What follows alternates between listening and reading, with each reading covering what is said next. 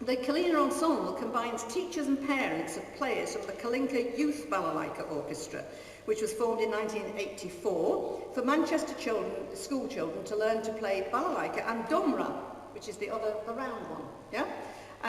The same Russian traditional instruments which are featured in this evening's performance. Manchester is twinned with St. Petersburg, and that's been a particularly beneficial link for all their players, especially contact with Russian teachers and artists. The youth group, Kalinka, is hoping to go to St. Petersburg next year on a study concert visit as part of the Anglo-Russian Year of Culture in 2014. And they're engaged in events to raise funds. And they will be around during the interval if you want to have a chat with them. They will stay in here before they go off and get changed for the second half. So do take the chance to have a chat with them. So no more from me now. I will hand over. Do you want this microphone off? Yeah, hand over to. Thank you.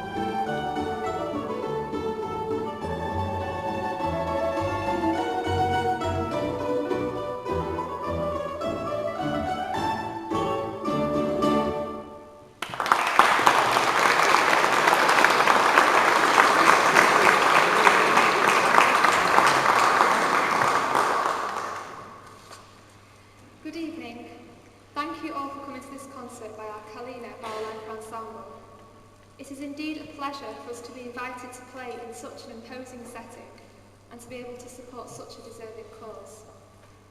We trust that we'll be able to dispel any feelings of disappointment about the present dismal state of the weather and to uplift your spirits with a little of the Russian soul brought to you by our ensemble. Actually, the term Balalailka ensemble is something of a misnomer, as you'll discover this evening, but more of that shortly. The piece we have just played was marked by the Russian composer Vili Andreev. Our next piece is Village Dawn by the present-day Russian composer Yerbenko, and I'm sure the piece after won't need any introduction.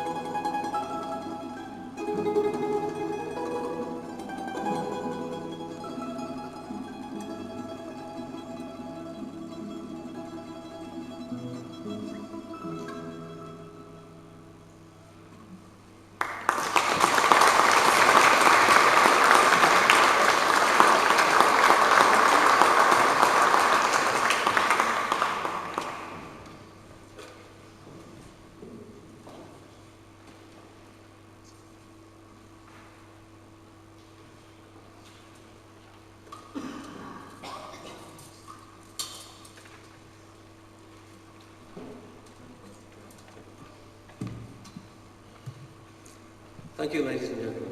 I'm sure that people will remember from the film Dr. Zhivago, and most of you have probably seen it, the symbol which keeps recurring in the film, the balalaika. Do you remember the red triangular-shaped instrument? Well, I'd like to take a few minutes just to explain to you something about the instrument. It's a little unassuming instrument. Here we have one here. I mean the instrument, not the player. Let's have a look at it, Sam. There you are. The same as one in the film. It's got 3 strings. 2 of them tuned the same, E, E, and the third one is A. And it's played with the fingers. We don't use a plectrum playing the balalaika.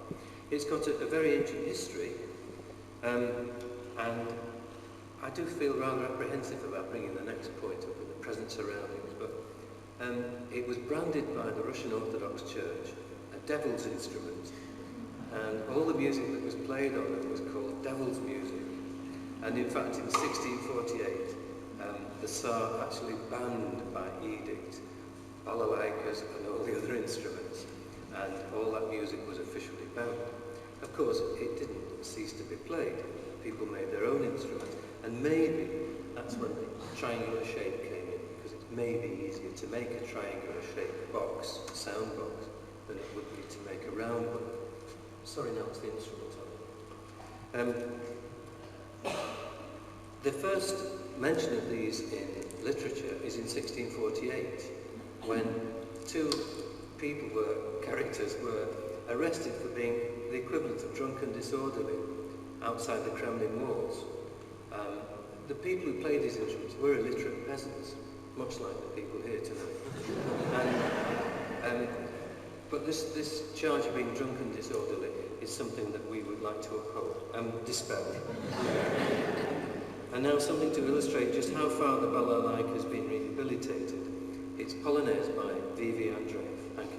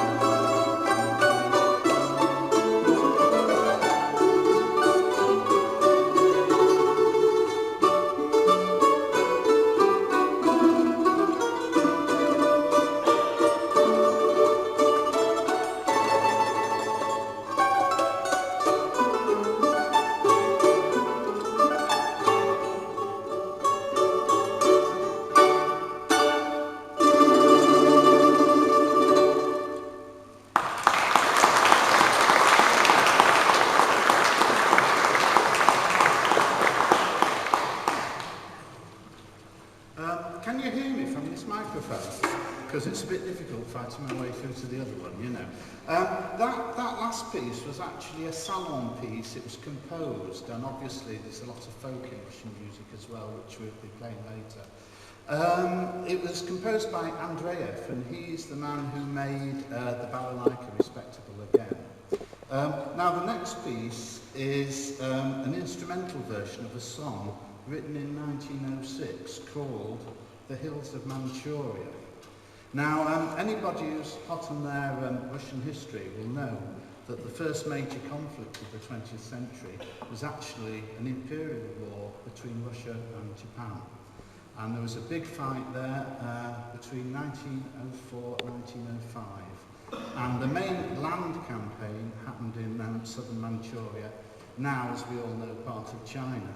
But at the time, I won't go on with this history for too long, you know, but at the time there was a port there called Port Arthur, and the Russians really wanted that port, you know, because it was warmer water than further north in their empire. They didn't get it. I think the Japanese won that one. Anyway, the words of the song mention, it's quite sad and sombre, although we've livened it up in places. And the words include images of the moon rising up over the graves of the dead Russian soldiers.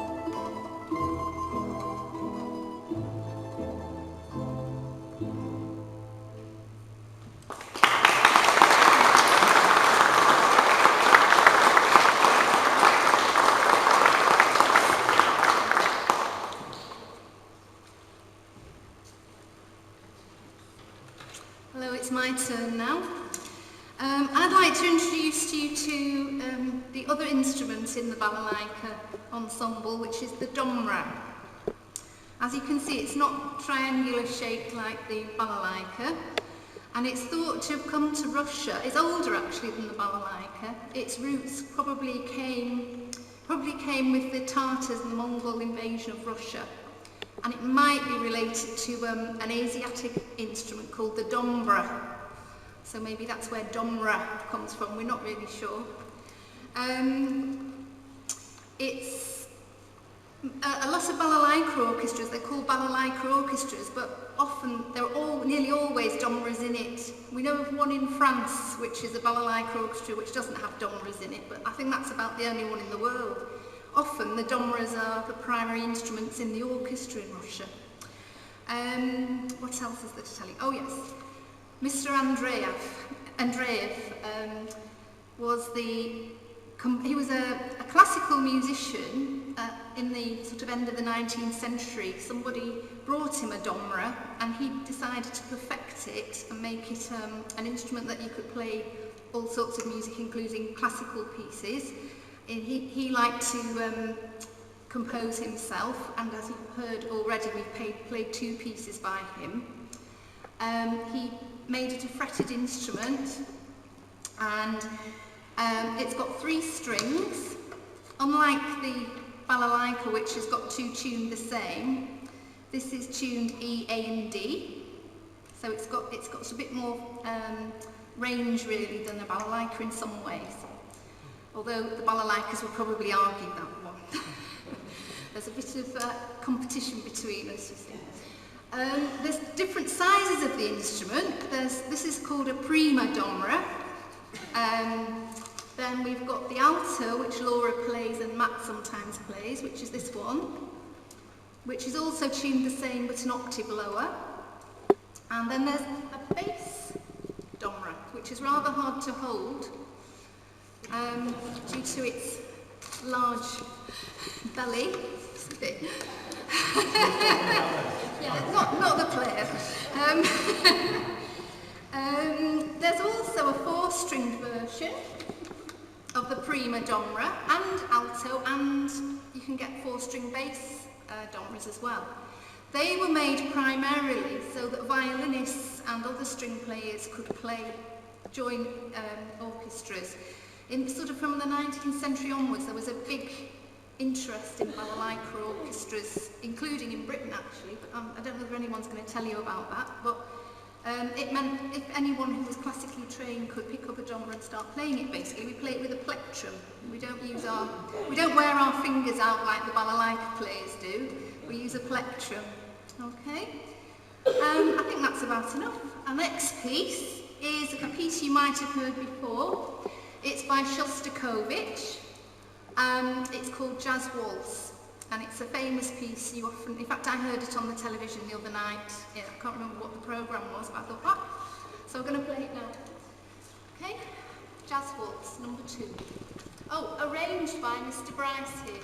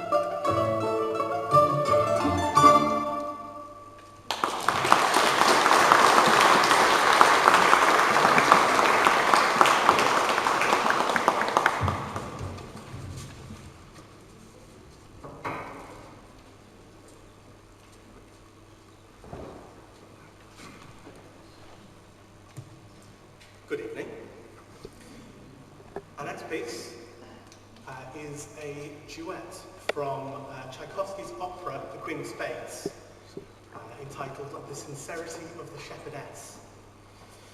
This piece is a sort of diversion within the opera in that it takes place during a ball held at the Countess's palace, where two of the female guests come up and play some entertainment with the other guests by pretending to be shepherdesses. Oh, sorry. One shepherd, one shepherdess. Hence the scandal. The shepherd is called Milozzo, and his name refers to his comely looks, and he shall be played by Ross Hume. Shepherdess, whose name is Prilieppa, whose name sounds like somebody who, it says it here, literally sticks to someone else, and she will be played by Laura May. Ladies and gentlemen, our singers. On the microphone.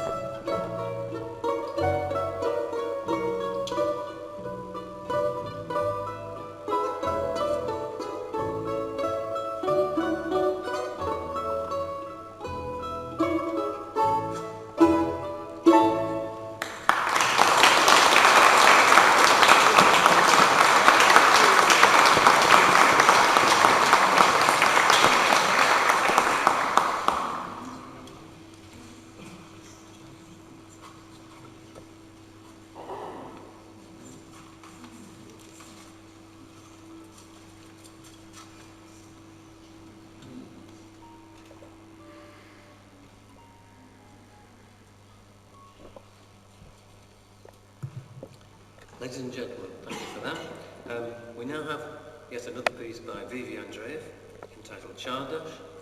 In the second half, we've got something different for you, so please don't go home yet. And just to let you know that we've got some interesting literature on the notice board at the back, and it does include information about the Manchester St Petersburg Friendship Society, which has been going since 1962. It caters not just for people from Manchester, of course, but the whole of the Northwest. So if there is any interest in any of the events that we are likely to put on, film nights, social evenings, or music concerts, for example, please have a look at the membership form, and we're glad to welcome you to our ranks. Chardash by Andrea. Thank you.